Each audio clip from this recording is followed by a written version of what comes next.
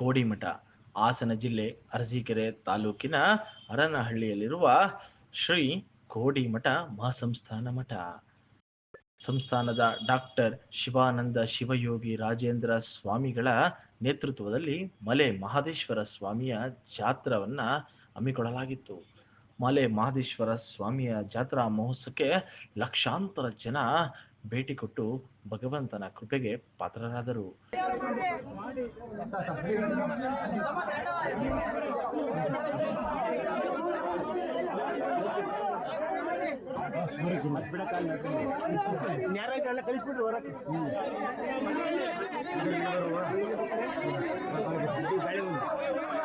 ಕಳೆದ ವರ್ಷ ಅನ್ನ ಸಾಂಬಾರ್ ಪಲ್ಯಗಳ ಜೊತೆಗೆ ಮಲೆ ಮಹದೇಶ್ವರನ ನೆನೆದು ಗುಂಡಿಯಲ್ಲಿ ಇಡಲಾಗಿತ್ತು.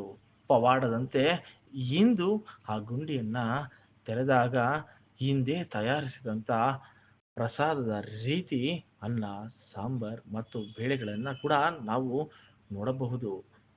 ಹಾಗೆಯೇ ಈ ಸ್ಥಳ ಏನಿದೆ ಮಹದೇಶ್ವರನ ಪೂಜೆ ಮಾಡತಕ್ಕಂಥ ಸ್ಥಳ, ಸಾಕ್ಷಾತ್ ಪರಮಾತ್ಮನ ಅವತಾರವಾದ ನಮ್ಮ ಮಠದ ಹಿರಿಯ ಚೇತನ ಹಾಗೂ ಶ್ರೀ ಶಿವಲಿಂಗ ಮಹಾಸ್ವಾಮಿಗಳವರು ತಪಸ್ಸು ಮಾಡಿದಂಥ ಜಾಗ ಇದು. ಹಾಗಾಗಿ ಇಲ್ಲಿ ಮಹದೇಶ್ವರನ ರಾತ್ರಿ ವೇಳೆ ಅಂದರೆ ಮಧ್ಯರಾತ್ರಿ 12:30 ನಂತರದಲ್ಲಿ ಮಠದಿಂದ ಶ್ರದ್ಧಾ ಭಕ್ತಿಯಿಂದ ಮದ್ದೆ ಮಡಿಗೆ ಬಂದು ತೀರ್ಥ ಪ್ರಸಾದ ತಗೊಂಡು ಬಂದು ಇಲ್ಲಿ ಹಾಕಿಬಿಟ್ಟು ಇಲ್ಲಿ ಮಹದೇಶ್ವರನ ತರ್ತಕ್ಕಂಥದ್ದು ಸುತ್ತಮುತ್ತಲಿನ ಗ್ರಾಮಸ್ಥರು ಅದರಲ್ಲೂ ಎಲ್ಲ ಸೇರಿ ಮಾಡ್ತಕ್ಕಂಥದ್ದು ಇಲ್ಲಿ. ಹಾಗೆ ಮುತ್ತೈದೆಯರ ಸೇವೆ ಅನ್ನೋದು ತಲತಲಾಂತರದಿಂದಲೂ ನೆಡ್ಕೊಂಡ್ಬಂದಿರತಕ್ಕಂಥದ್ದು. ಇಂದಿನ ಶಿವಲಿಂಗಜ್ಜಯ್ಯನವರ ಅನುಗ್ರಹದಿಂದ ಅವರು ಯಾರಿಗೆ ದಯ ಪಾಲಿಸ್ತಾರೆ ಪ್ರತಿ ವರ್ಷ ಅವ್ರಿಗೇನೆ ಮುತ್ತೈದೆಯರ ಸೇವೆ ಪ್ರತಿ ವರ್ಷವೂ ನಡ್ಕೊಂಡ್ಬಂದಿರುತ್ತೆ. ಹಾಗೆ ಪ್ರಸಾದ್ ಗುಂಡಿ ಅಂತೇಳಿದೆ ಇಲ್ಲಿ ನಮ್ಮ ಮಠದ ಬಸವಣ್ಣ ಇತ್ತು, ಬಸವಣ್ಣ ಗದ್ದಿಗೆ ಪಕ್ಕದಲ್ಲೇ ಪ್ರಸಾದ್ ಗುಂಡಿ, ಅದ್ರದ್ದು ಅಷ್ಟೇ ಮಹತ್ವ ಇರತಕ್ಕಂಥದ್ದು.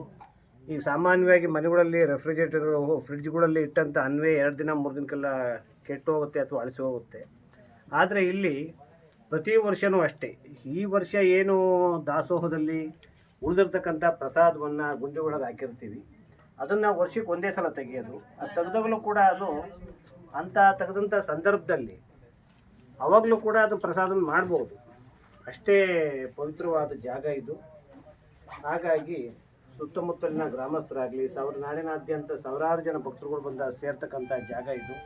ಶ್ರೀ ಕೋಡಿಮಠದ ಸ್ವಾಮಿಗಳ ನುಡಿದ ಭವಿಷ್ಯ ಎಂದಿಗೂ ಸುಳ್ಳಾಗುವುದಿಲ್ಲ ಎಂಬ ನಂಬಿಕೆ ನಮ್ಮೆಲ್ಲರಿಗೂ ಕೂಡ ಇದೆ. ಶ್ರೀ ಕೋಡಿಮಠದಲ್ಲಿ ನಡೆದ ಮಲೆ ಮಹದೇಶ್ವರ ಸ್ವಾಮಿಯ ಜಾತ್ರಾ ಮಹೋತ್ಸವಕ್ಕೆ ಸಹಸ್ರಾರು ಜನ ಬಂದು ಆಶೀರ್ವಾದವನ್ನು ಕೂಡ ಪಡೆದರು.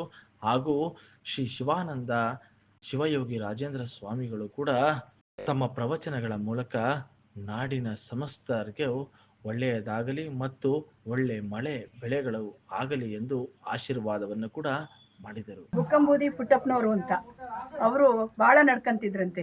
ಎಲ್ಲ ಗಾಡಿ ಹೊಡ್ಕೊಂಡು ಎಣ್ಣೆ ಡಬ್ಬ ಎಲ್ಲ ಇಟ್ಕೊಂಡು ಬಂದು ಸ್ವಾಮಿಗೆ ಚೆನ್ನಾಗಿ ನಡ್ಕೊಳ್ಳೋರಂತೆ. ಈ ದೇವ್ರನ್ನ ನಾವು ಯಾವತ್ತೂ ಈ ಸ್ವಾಮಿನ ಬೆಳಿಗ್ಗೆ ಸಾಯಂಕಾಲ ಇವ್ರ ಹೆಸರು ಹೇಳ್ತಲೇ ಇರ್ತೀವಿ. ಇವ್ರಿಗೆ 85 ವರ್ಷ ನಮ್ಮ ಯಜಮಾನ್ರಿಗೆ, ನನಗೆ 73. ಆದರೂ ನಮ್ಮ ತಂದೆ ನಮ್ಮನ್ನೆಲ್ಲ ಕಾಪಾಡ್ಕೊಂಡು ಹೋಗ್ತಾ ಇದ್ದಾರೆ ಇದುವರೆಗೂ. ನಾವು ಸಣ್ಣ ಮಕ್ಕಳನ್ನೆಲ್ಲ ಗಾಡಿ ಹುಡ್ಕೊಂಡು ಕರ್ಕೊಂಬರ್ತಿದ್ದು. ಇಲ್ಲಿ ಭಾಳ ನಮಗೆ ಆರೋಗ್ಯ ಕೊಟ್ಟಿದ್ದಾನೆ, ಒಳ್ಳೇದು ಮಾಡಿದ್ದಾನೆ. ನಾವು ಯಾವಾಗಲೂ ಇಲ್ಲಿ ನಡ್ಕೊಂಡು